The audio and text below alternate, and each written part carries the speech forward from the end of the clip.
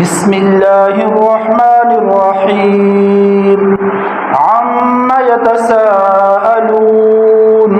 عن النبأ العظيم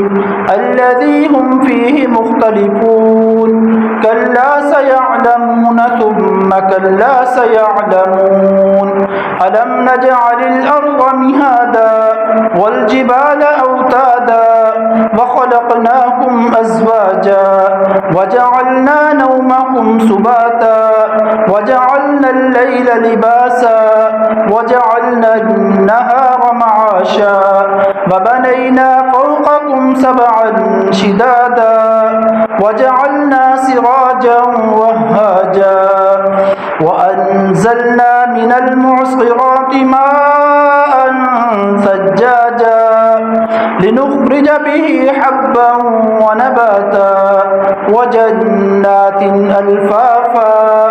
إن يوم الفصل كان ميقاتا يوم ينفخ في الصور فتأتون أفواجا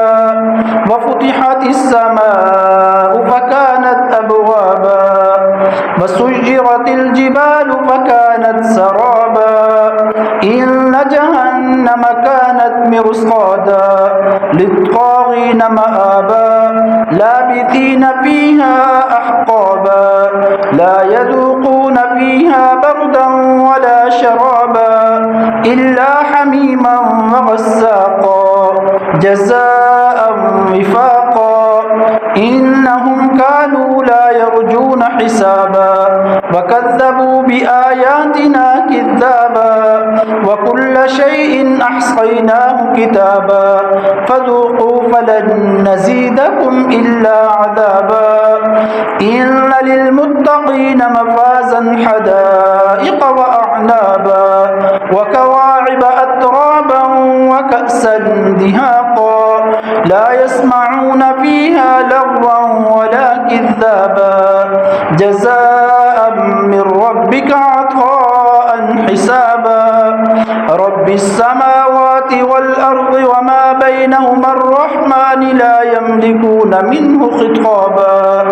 يوم يقوم الروح والملائكة صفا لا يتكلمون إلا من أذن له الرحمن وقال صوابا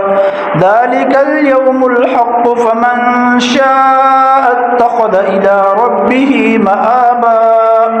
إنا أنذرناكم عذابا قريبا يوم ينظر المرء ما قدمت يداه ويقول الكافر يا ليتني كنت